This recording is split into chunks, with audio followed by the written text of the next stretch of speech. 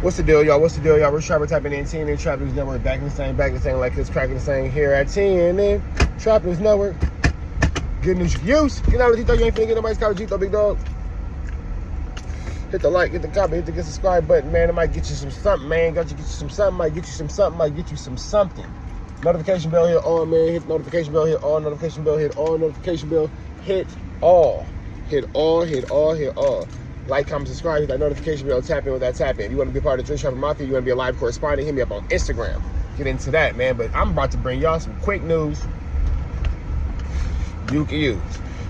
I've been looking into this whole Big U firing of his lawyer situation.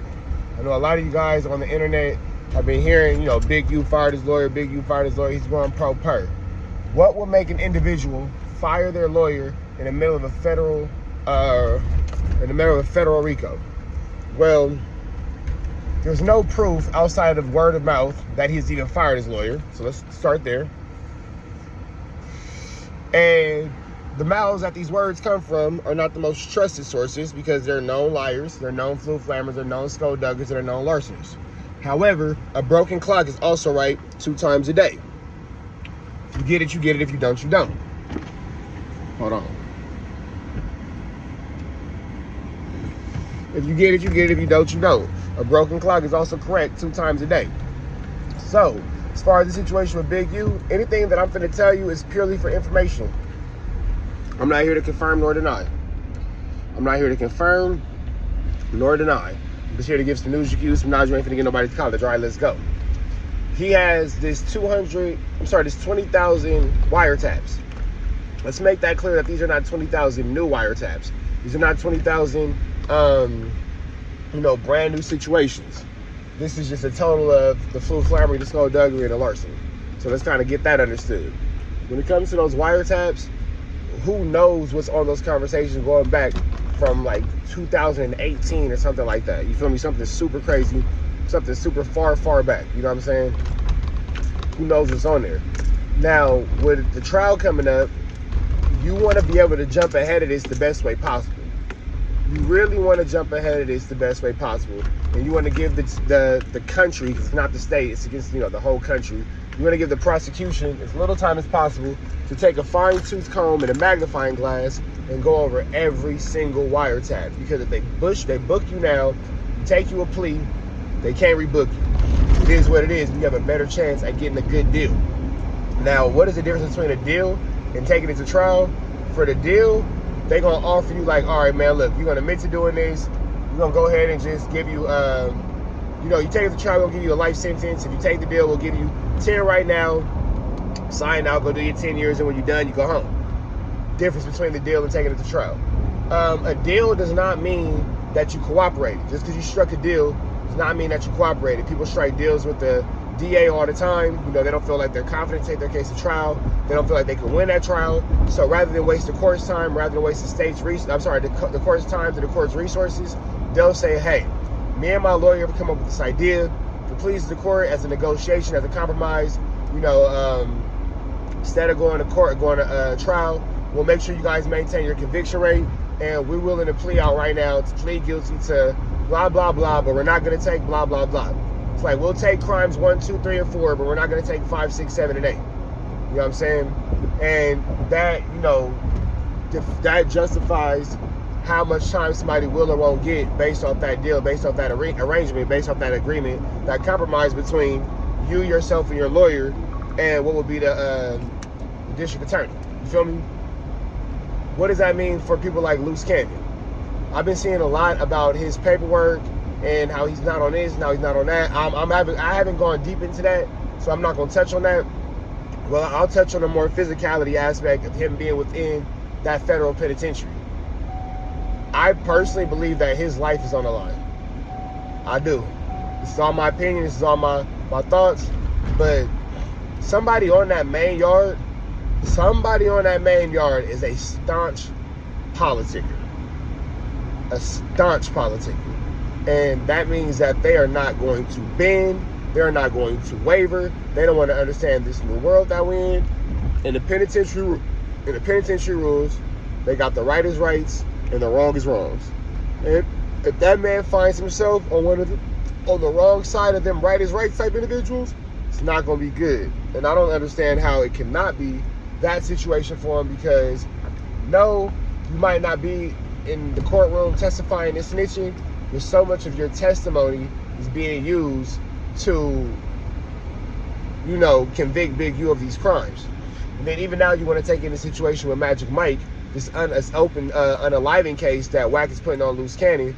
This is how bad the politics are. You was cool with Wack once upon a time? Yeah, but I wasn't cool with him when he was blah, blah, blah, putting this Magic Mike story on Big U. Yeah, it don't matter. But if you would have never been cool with him in the first place, you would have never got comfortable enough to do it, so it's still your fault. Wait, what you mean? Yeah, let me explain it to you, because it's how the politics work. You wasn't cool with him when he did it, right? No, we wasn't cool. He wasn't cool. But you were cool with him up until that point. And everything that he did up until that point, you was cool with. You was running around with Wack. You was doing this. You was doing that.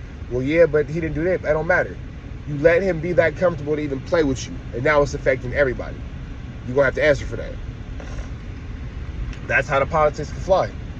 That is how the politics can fly. That is how the politics can fly. That is how the politics could fly. Easy call. Easy call. So, who knows what's going to happen in coming to this building. Then you got the phone situation. Outside of the obvious of we're all watching Lil Durk not get a bond, they're going to say it's because of Luce Cannon. I'm not going to say that. Excuse me. Lil Durk wasn't going to get a bond regardless. If they couldn't pick him up for this, they was going to pick him up for that. They couldn't pick him up for that, they was going to pick him up for this. So I don't think that Lil Durk ever really had a shot at getting a bond. I think that they played it in a way that made him look like he has a shot, because constitutionally that's how it has to look. But in reality, I don't think that they ever had an intention of giving him a bond. And now you have people like the angry little troll, the super blood troll, putting lies on Luce Cannon when he has enough truths on him that you don't really have to put a lie on him. But I don't think that he's there to, well, I'm not going to say he's not there to set up Lil Durk, because I don't, at this point, who knows anything. But when it comes to Lil Durk not getting a bond, Luce Cannon is not the reason Lil Durk didn't get a bond. Lil Durk didn't get a bond because the state wants to make sure that they can put this murder for hire on him.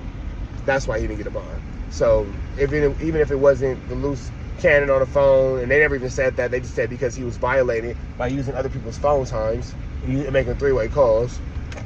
I'm sure they knew that well before the academics interview, but I digress. That's off the point. Taking it back to Luce Cannon.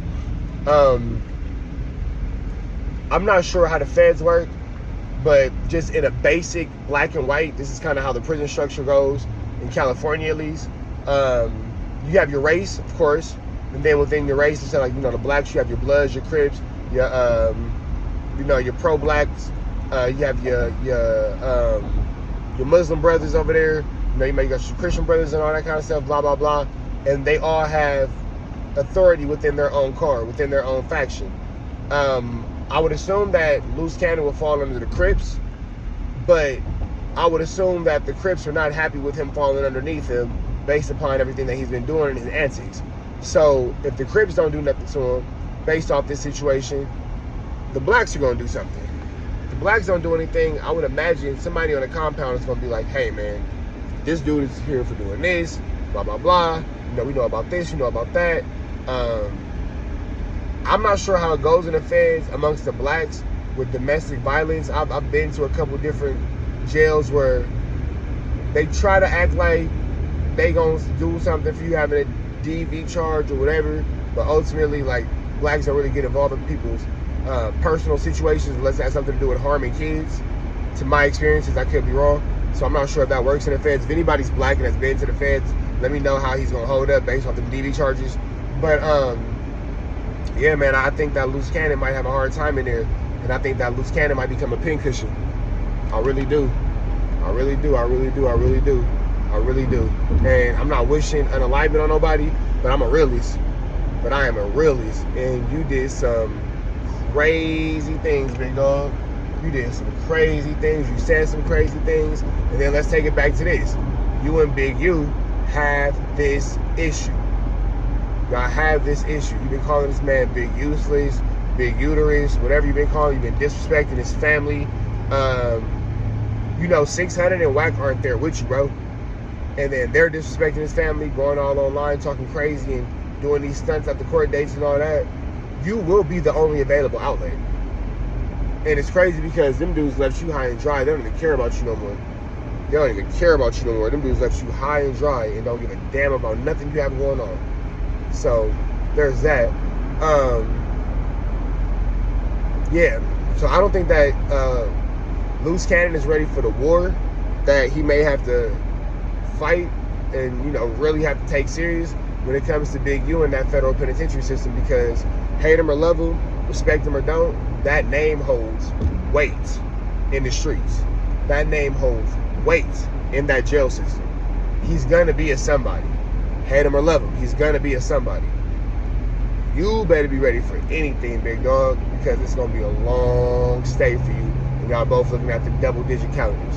That being said, man, red dots to the left, y'all know the rest. Be better today than what you were yesterday. Be even better tomorrow, but today be at your best. Then it's free avenue range tweets free. You gone.